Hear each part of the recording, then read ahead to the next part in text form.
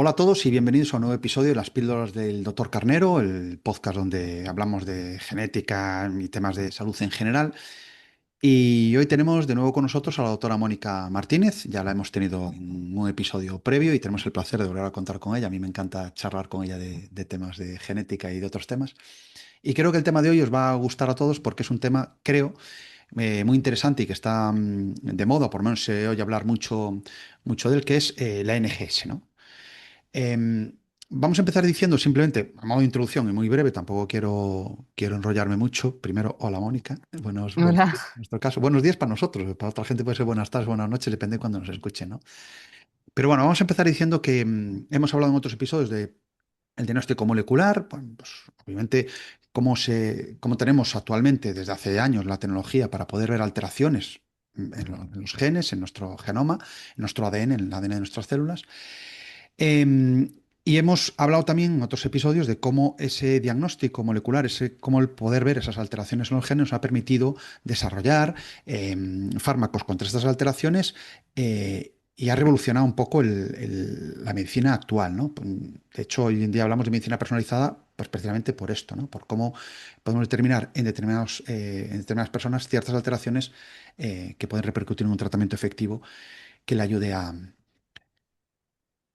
paliar su enfermedad, ¿no? En este caso, la evolución del diagnóstico molecular ha sido muy grande en los últimos años. Tenemos un episodio al que podéis recurrir de historia de un poco de la genética, en el que hablamos un poco de esto, pero hoy nos vamos a centrar en la revolución del diagnóstico molecular que ha traído la NGS.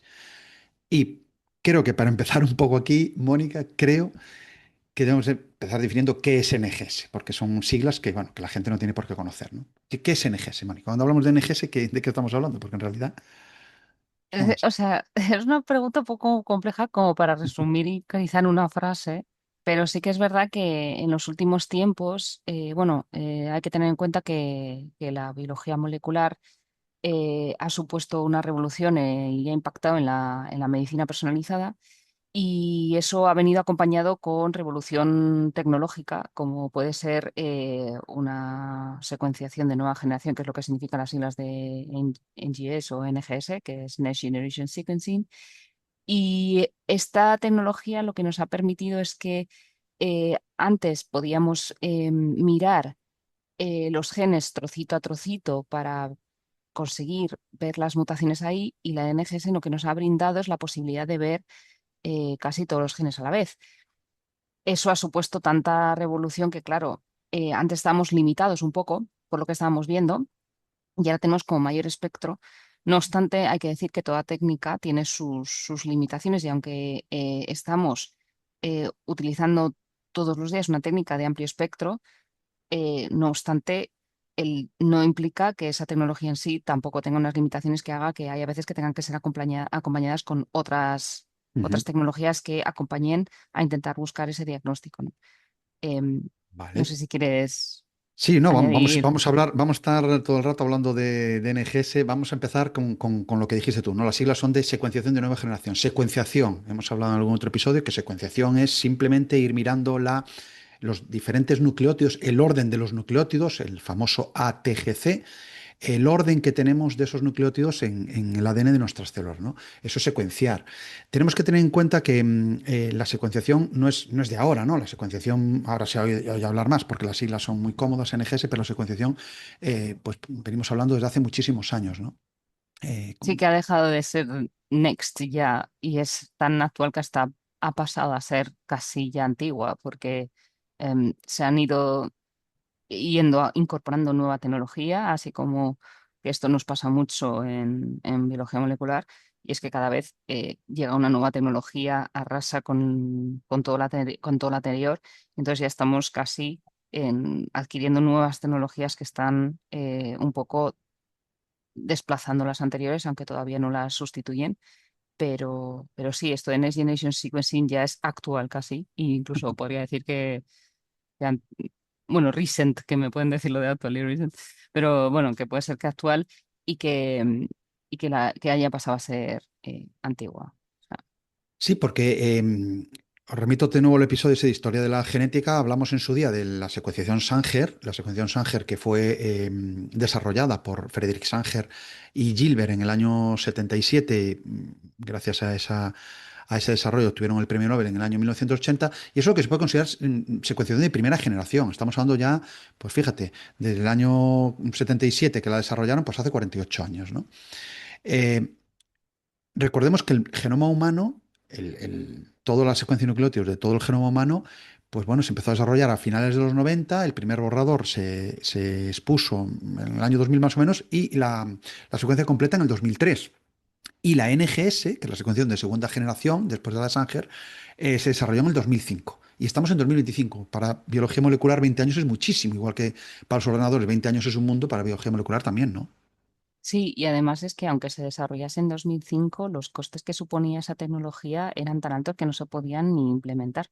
Entonces han tenido que reducirse, o sea, aumentar la eficiencia y reducirse los costes para poder implementarlo en los hospitales y que se pueda ser accesible a la población en general.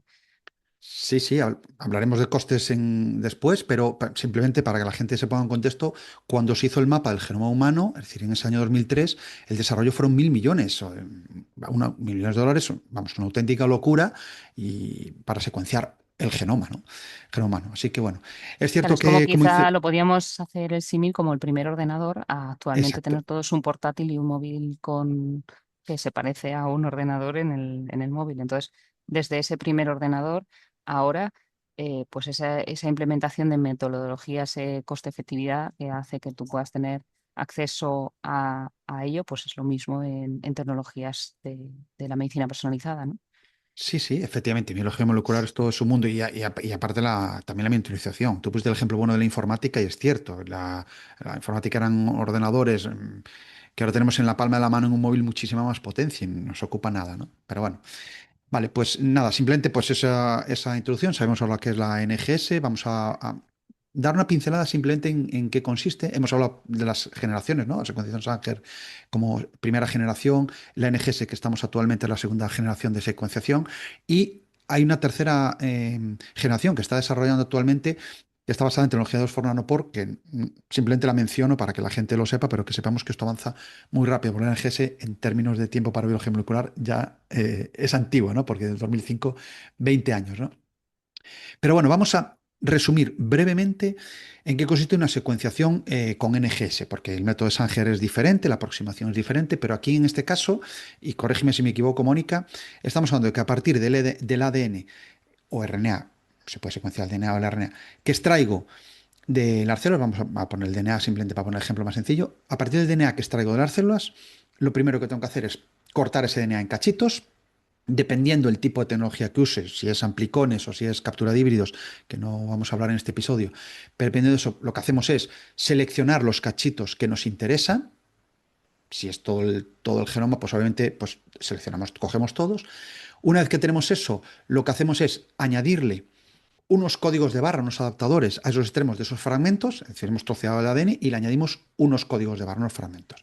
Esos códigos de barra valen para que después podamos identificar de qué paciente es cada muestra, ¿no? Eso es hacer las librerías.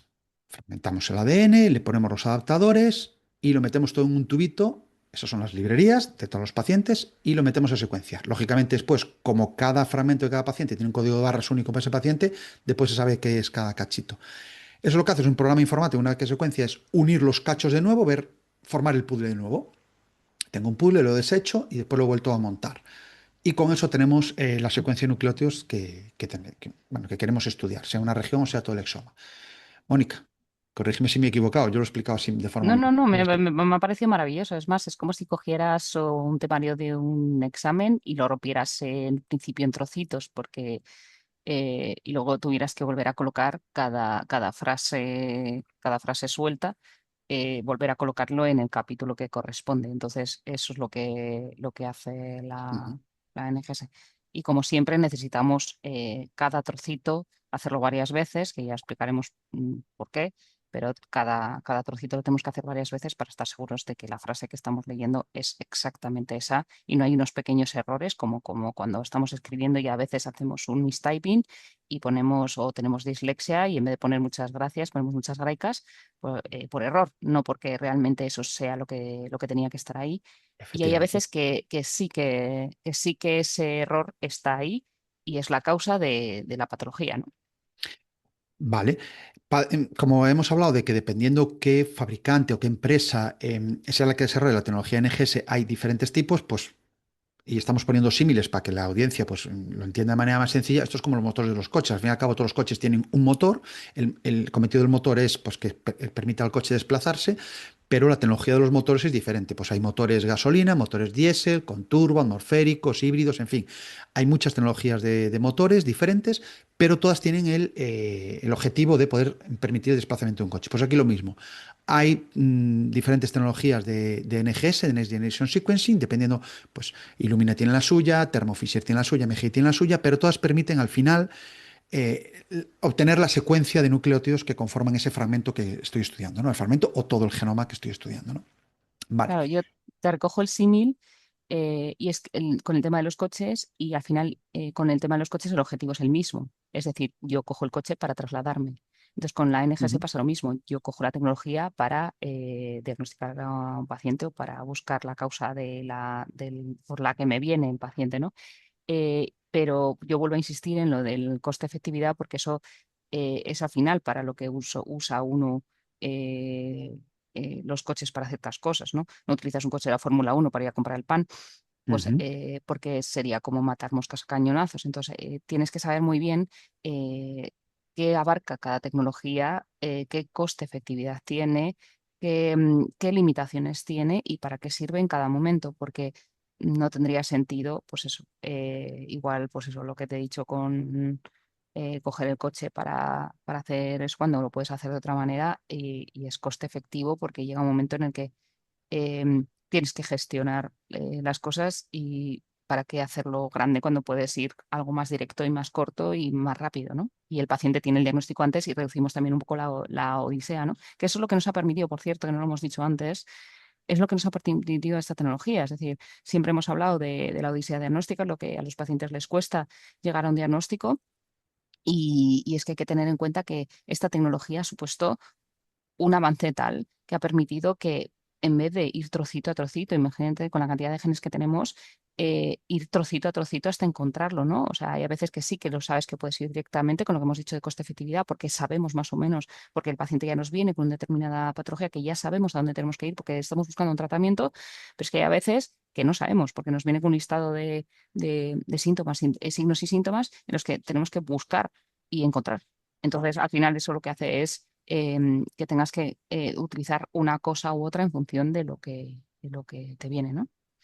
Vale, pues vamos, me parece muy interesante explicar esto porque a lo mejor, claro, ahora mismo la audiencia dirá, bueno, pues claro, están hablando de NGS, pero no hemos hablado realmente de los usos que puede tener, ¿no? Porque Ujú. efectivamente tú has dicho, pues la NGS permite, hemos hablado grosso modo, ¿no? Que permite, pues, secuenciar todo el genoma de una persona, al igual que se hizo en ese proyecto Genoma Humano, lo que pasa es que hoy en día, pues mucho más rápido y de forma sencilla, pero podemos también estudiar con la NGS unos genes concretos eh, que nos permitan pues, buscar alteraciones para dar un tratamiento a un paciente en alguna patología concreta, ¿no? Entonces, en esos usos, Mónica, por ejemplo, danos algunos ejemplos de usos concretos que estés haciendo tú en tu laboratorio actualmente, por ejemplo, que estáis utilizando NGS en vuestro laboratorio, pues ¿para qué lo usáis en vuestro caso? En nuestro caso es que, como decía antes, nos vienen un listado de signos y síntomas, a veces que no tienen nombre y que, por ejemplo, pues te vienen, pues que les ven que tienen algunas características físicas que van fuera de la media poblacional de la medida. A veces es porque tienen un órgano que lo tienen alterado de alguna forma, pues, Ujú. o quistes renales, por ejemplo, pero luego hay a veces que me vienen con un listado neurológico de signos y entonces lo que hacemos es buscar. en todos los genes que puedan estar relacionados con la alteración, o si es sindrómica, pues ya pues, con genes que están relacionados con alteraciones sindrómicas. Entonces, pero hay a veces que igual tenemos que abarcarlo porque casi abarca todos los signos clínicos, abarca todo el sistema, entonces nos conviene buscar todos los genes en vez de ir a buscar solo los que están desarrollados solo con el neurológico, porque puede haber algunos genes que no los has incluido en ese estudio y puedan ser la causa. Entonces, por eso te digo que hay a veces que si me limito a solo mirar un número de genes en concreto o los veo todos, pues si aquí no lo he encontrado, igual luego lo puedo ampliar a abrirlo o empiezo abriéndolo y lo hago todo de golpe. Entonces también depende un poco. También hay que tener en cuenta en contexto que yo estoy trabajando en privadas,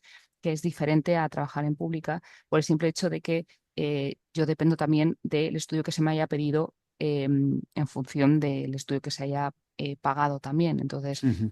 andamos un poco limitados en ese sentido porque no puedo ampliar o no ampliar a mi gusto, porque me encantaría poder estar ampliando todo lo que quisiera, pero si em, con la tecnología del coste-efectividad, yo no te puedo dar un coche de Fórmula 1 si quieres ir a comprar el pan. Entonces, tengo que estar ahí midiendo un poco cuál es lo más coste efectivo a la hora de realizar el diagnóstico. Entonces, si, por ejemplo, conozco que tienes una fibrosis quística, pues ya sé que voy a ir mayoritariamente del CFTR, que es el gen mayoritario. Pero si vas a tener un desarrollo, un trastorno de epilepsia, pues igual tengo que ir a ampliarlo a más porque hay un montón de genes relacionados con epilepsia aislada o acompañada de de otros síntomas y signos, ¿no? Eso es lo que podemos, no sé si he respondido a tu No, no, sí, pregunta. lo has respondido porque, por lo que comentas, entonces, en vuestro caso, por lo que me has dicho, hay la opción de utilizar ANGS de forma diagnóstica cuando el paciente no está diagnosticado, no tiene un diagnóstico concreto de una enfermedad o de un síndrome de lo que sea. Cuando no lo tiene, entonces lo que hacéis es utilizar NGS para buscar en todo el genoma a ver qué alteraciones hay y un poco buscar en esos genes que puedan tener relación con esos síntomas que describe el clínico cuando os llega el informe, ¿no? Pero también has comentado que si, por ejemplo, os llega con algo ya concreto, tiene fibrosis quística, lo que miráis es un gen concreto, CFTR en este caso, para ver si tiene o no alteraciones o qué tipo de alteraciones tiene, ¿no?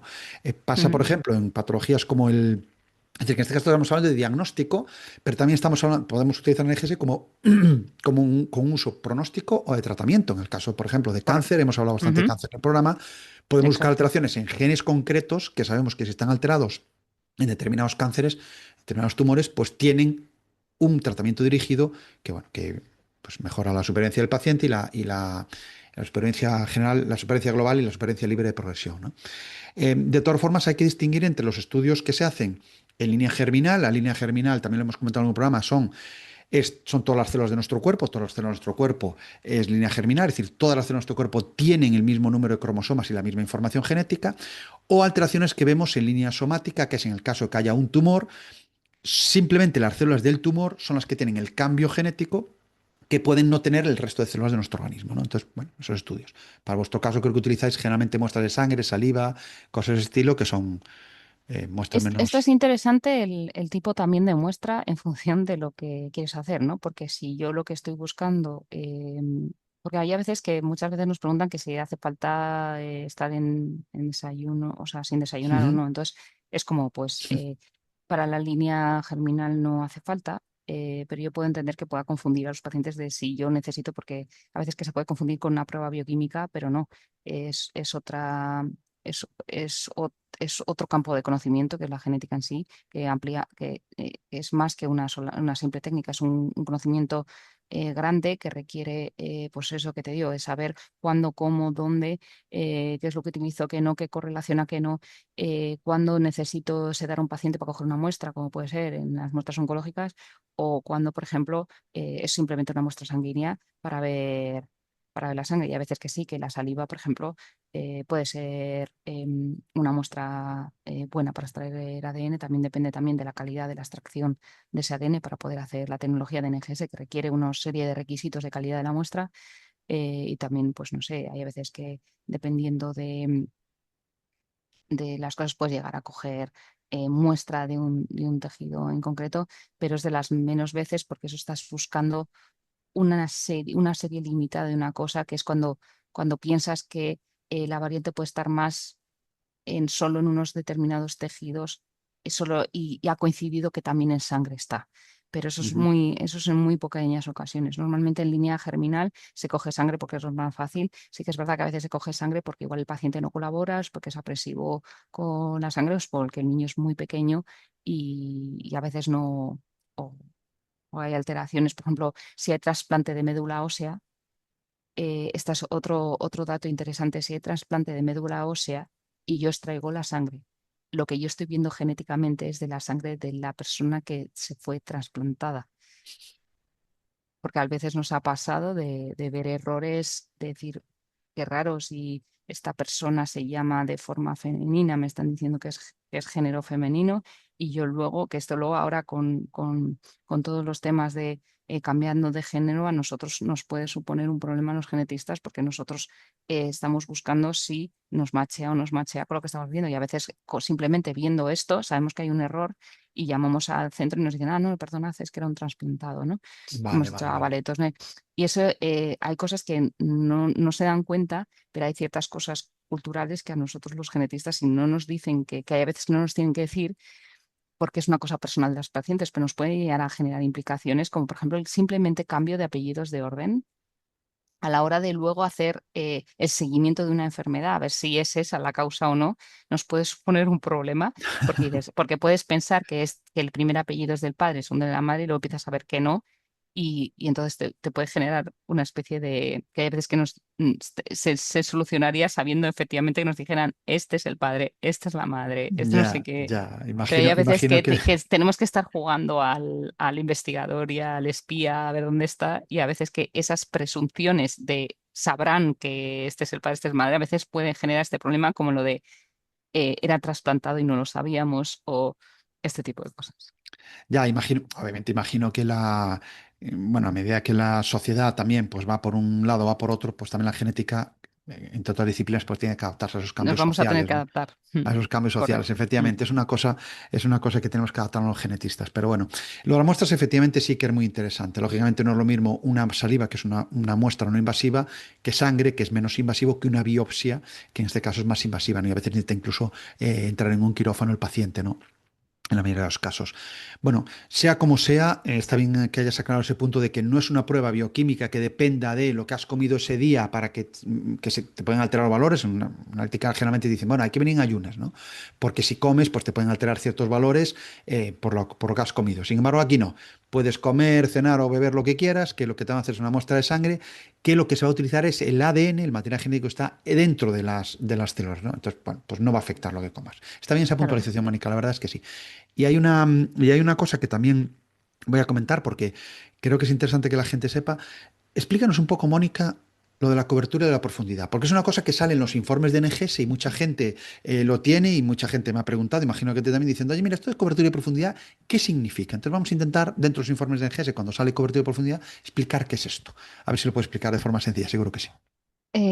Vale, a mí de hecho me llevó tiempo. eh, a veces que decía cobertura en profundidad y decía, claro, y luego hay a veces que como no lo tengas, yo lo tuve como que escuchar varias veces hasta que ya lo integré, porque hay veces que mezclaba los propios términos, porque no sé, pues porque lo escuchas y una cosa es, como siempre, hay términos que los escuchas por primera vez y ya lo sabes, y hay otros que tienes como que integrarlos. A mí con la cobertura y profundidad los tuve que integrar. Entonces, Incluso eh, utilizan mal, a veces utilizan mal y yo he visto en sitios equivocados. Cobertura sí, como profundidad y pero profundidad como claro, cobertura. porque son términos que pueden parecer lo mismo porque dices cubrir profundidad, o sea, no estoy entendiendo que cuando luego estás al día a día y ya lo tienes integrado, para ti ya no hay problema, pero entiendo que si nos ha costado a los que trabajamos en esto, a los que no trabajan en esto, tiene que ser una locura. Em, a mí me gusta reducirlo todo al simple ejemplo y buscar una analogía, igual que hemos hecho antes con los coches, Sí. Y igual a que la hicimos audiencia con el seguro que le ayuda a entender si tráfico, pones un ejemplo, con lo del efectivamente. riesgo, pues creo que lo más sencillo es compararlo con como yo me tengo que examinar, ¿no? Entonces, tengo que hacer un examen. Y en examen, dependiendo del examen, voy a tener un temario u otro, ¿no? Ujú. Entonces, vamos a ponernos que tenemos un X examen que sabemos el temario que tiene, que ponte que son 3 temas. Vale. Entonces, en esos 3 temas, si yo me estudio los 3 temas, he cubierto el temario. Vale. Pero ¿con eso significa que vas a aprobar el examen? No. Eh, ¿Por qué? Porque necesitas ver, necesitas repasarte varias veces cada tema para poder aprobar el examen. ¿Por qué hacemos lo de repasar cada tema? Porque lo que hemos dicho antes, ¿no? Decir, pues bueno, puede que haya habido una pequeña dislexia, ¿no? Y yo, la primera vez que he cubierto el temario, yo empezaba a leer ADN por todos lados. O porque, claro, como cubre más o menos pues he empezado a leer una palabra y yo he integrado eso. Pero claro, hay palabras que con cambiarles una sola letra, como ADN, ARN, te cambia directamente todo. Ujú, correcto.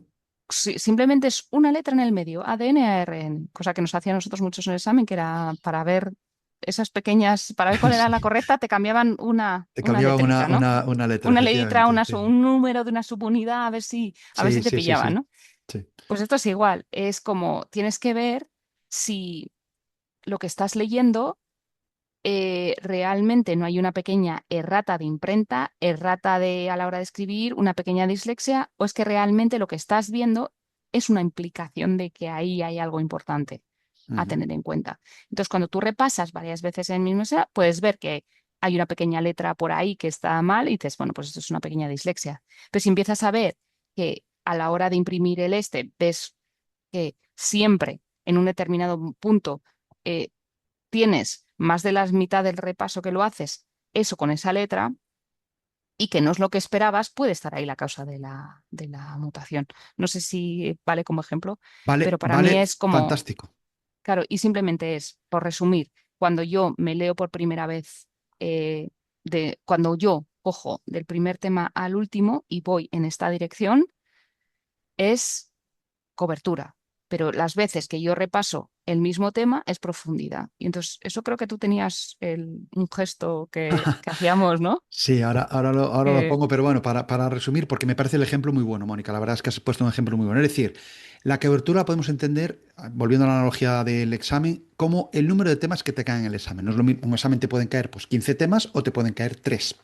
Lógicamente, pues no es lo mismo, ¿no? La cobertura del examen de 15 temas que la cobertura del examen de 3. Es decir, es los temas que caen en el examen. En la NGS serían la amplitud de las regiones que estás leyendo, ¿vale? Los temas que dan el examen. Y la profundidad es el número de veces que estás repasando esos temas. Lógicamente, si tienes un tiempo determinado, y vamos a poner un ejemplo muy sencillo, y te dicen, en una hora tienes que repasarte 5 temas. Obviamente los 5 temas los repasarás menos veces que si en esa misma hora solo tienes que repasarte un tema, porque tienes una hora para un tema. Entonces, obviamente lo vas a repasar más veces. Y me parece muy bien el ejemplo que pones de, yo cuando estoy leyendo unos apuntes, puede ser que el apunte tenga una rata o no, y que la rata la cometa yo. Es decir, yo al leer donde pone ADN me he despistado y he leído ARN, nos ha pasado alguna vez a leer un libro que confundimos una palabra, y sigo leyendo. Si solo he leído una vez, posiblemente diga, ah, pues he leído ARN, pero solo he leído una vez. ¿Estás seguro que ponía ARN? Pues no lo puedo saber, seguro, pues solo he leído una vez. Si lo leo 200 veces y las 200 veces leo ARN, probablemente estuviera escrito ARN en los apuntes. Pero si de las 200 veces que leo, solo una o dos he leído ARN y las demás veces he leído ADN, por lo más probable es que haya cometido yo un error leyendo. Entonces, por eso mm, la profundidad es importante, porque cuantas más veces leo, más seguro estoy de lo que pone en ese texto y que no cometo ningún error de palabra o lo que sea. Así que el ejemplo me parece muy bueno. El gesto que decías, bueno, si ponemos el gesto de la L y asumimos que cobertura es el eje horizontal y profundidad es el eje vertical, cuanto menos cobertura, es decir, menos temas tengan el examen, más veces voy a poder leer ese tema. Sin embargo, cuanto más cobertura, es decir, más temas me caigan en el examen, voy a poder leerlos menos tiempo. Hablan, menos veces, me refiero, ¿no? En el mismo tiempo. Creo que la regla de la sí, L, y pues aquí esto pues, se aplica muy bien. teniendo en cuenta que estudiamos a la misma velocidad, porque las máquinas les damos el mismo tiempo para hacer eso. Por eso decimos Claro, lo del tiempo que tienes. claro. Y luego, al igual que el examen de los exámenes, decimos tenemos temarios cortos y temarios largos. Entonces, también eso también se juega, como que hay unos temarios que son cortitos, hay unos temarios que son largos, pero se le da el mismo tiempo para repasar cada uno de ellos. Y entonces ese es el tema. Sí, exactamente. Por eso ya te digo, el ejemplo que pusiste en la analogía me parece Mm. buenísima, Mónica, te lo agradezco mucho porque es un ejemplo muy bueno para que la gente lo entienda.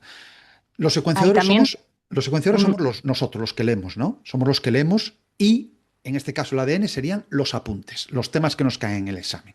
Pues nos dan los temas que caen, dependiendo de la cobertura, serán más o menos temas. Lo que dijimos, no es lo mismo ver el exoma completo, todo el genoma de una persona, que solamente unos genes, pero bueno, nos dan los temas y nos dicen, bueno, tienes 5 horas para leerte estos temas. Bueno, pues yo leo. Cuantos más apuntes tenga, más temas tenga, los puedo leer menos veces, con lo cual puedo cometer errores en la lectura y ver y palabras que digo, pues he leído ADN y ponía RN. Cuantas más veces lo lea, más probabilidad hay de que yo no me haya confundido y que efectivamente sea un error en los apuntes. Así Claro, que ya te digo, el es que ejemplo me parece muy bueno. hay que, gracias, hay que tener en cuenta que nosotros lo que estamos intentando buscar es como una huella, o sea, los indicios de un asesino, vamos a dejarlo así. Sí, Es decir, que el asesino es una enfermedad, en nuestro caso, ¿no? O buscar por qué. O sea, nosotros buscamos el porqué de las enfermedades, vamos a dejarlo así.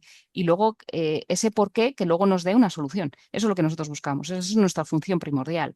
Entonces, ese indicio de, estamos buscando que la huella que estamos viendo tenga consistencia. No que sea simplemente que ha pasado un animal por ahí, sino que esa huella es consistencia y es exactamente lo que queremos ver y es no lo que queremos ver, sino lo que nos está queriendo decir la muestra que está pasando. exacto, lo que hay Y ahí, entonces, lo que hay realmente, efectivamente. toda la ciencia, nosotros tenemos que estar seguros que tenemos rigurosidad, constancia, em, eficiencia, como calidad y de eso de lo que Sí, estamos viendo, porque nosotros nos basamos en eso para poder llegar a decir, eso no significa que yo, por ejemplo, me haya cubierto todos los exámenes y del temario y yo no encuentre nada. Por ejemplo, en mi caso, ¿no? Que cuando estás intentando buscar, eh, porque siempre te puede caer alguna pregunta a veces fuera del temario sí, sí, que, que dices, bueno, pues es que mi tecnología o mi temario llevaba hasta aquí. Si me has empezado a preguntar por algo que no estaba aquí, pues yo no lo estoy encontrando, pero porque el temario que yo te estoy, que me has preguntado es este, y en este yo no lo he encontrado. Eso no sí. significa que no esté. Es que mi tecnología, o sea, es decir, lo que yo estoy utilizando con lo que yo estoy viendo no lo estoy encontrando. No significa que no, porque además seguimos avanzando en el diagnóstico. Hay que tener en cuenta que con esta tecnología no lo cubrimos absolutamente todo. Se está avanzando y revolucionando otra vez. Estamos viviendo una nueva era porque ahora estamos troceando el ADN y haciendo trozos, pero es que ya está llegando una nueva revolución otra vez, en vez de trocear el ADN, pues ver secuencias más largas. Y esas Más secuencias más largas. largas nos permite ver otras nuevas alteraciones que antes no podíamos ver. Y así entonces, nosotros estamos constantemente renovándonos, constantemente ahí viendo nuevas tecnologías, yendo a congresos para enterarnos de eso, para poder ofrecer al paciente la mejor tecnología para el mejor diagnóstico lo antes posible y con la mayor rigurosidad, efectividad que se puede. Bueno, y en este papel, obviamente, siempre lo decimos en todos los programas, pero es verdad, es decir, al frente de esto tiene que estar una persona con experiencia y conocimiento, y en este caso es el biólogo genetista. Realmente el biólogo genetista es la persona. No hay especialidad en España, es cierto, desde aquí reivindicamos la especialidad de genética en España, no hay especialidad en España, pero realmente hay profesionales que llevan años dedicándose al diagnóstico molecular, al diagnóstico genético, y son los biólogos genetistas los que en este caso pues dan esa calidad de la que hablas al diagnóstico de los pacientes, ¿no? Realmente, Sí, hay que tener en cuenta que esto, o sea, que la genética empieza en los hospitales en 1980 y pues y además aparte que la genética donde más genética hay en asignaturas es en la carrera de biología, entonces las personas que están de base más formados en sí, esto. Es verdad que la NGS ha brindado posibilidades a que nuevas se hayan interesado, nuevas licenciaturas se hayan interesado por esto, por las cosas que ofrecen, los beneficios que ofrecen en cara al paciente, pero sí que es verdad que históricamente los que más tiempo hemos estado trabajando en este tema y los que más profundidad y los que más diversificado tenemos, porque no consiste, como he dicho antes, no es que existe una técnica ya. Entonces yo hago la técnica y le doy al OK sí, y ya sí, está. O sí, sea, sí. esto es como, y me voy a un software y que me diga, no, no, no, porque cuando dependes de algo externo en el que tú no le pones el conocimiento eh, diversificado y amplio de todo, puedes estar cometiendo un error muy grande. Puedes estar matando moscas a cañonazos, puede que estés diciendo que eso es una determinada mutación cuando es otro tipo más complejo. Y entonces, em, por muy sencillo que pueda parecer algo, que porque los que trabajamos en esto, pues a nosotros nos parece sencillo. Y yo cada vez que lo digo, es que a mí esto me parece sencillo. Pero, pero es que incluso hay cosas que trabajando en ello durante años no sabes. Entonces, porque está, pues eso, te has centrado tanto en una determinada forma que te viene otra persona y dices, oye, que según mi experiencia hay que tener en cuenta que en estos casos esto, entonces requiere mucha experiencia, mucho Es un campo muy amplio. conocimiento muy amplio, de tal manera que en otros países hay incluso un grado exclusivo de esto. Es multidisciplinar, porque para mí lo que más me gusta es eh, el poder ver las cosas o sea, desde diferentes parámetros y aprender todos de todos, ¿no? Porque siempre hay un- una visión que te falta. Pero mayoritariamente, históricamente, los que más hemos estado formados en profundidad hemos sido los biólogos, por lo menos en los Sí. hospitales y fuera de los hospitales, porque con la falta de especialidad, pues muchos de nosotros nos hemos visto relegados a trabajar en privadas, que al final el trabajo es el mismo, simplemente que el que nos paga es diferente, básicamente. Haremos un episodio hablando un poco de la situación de los biologenetistas, que creo que es interesante también conocer un poco la Mm. situación, ¿no? Pero bueno, yo creo que hemos hecho un repaso en general de lo que es la NGS.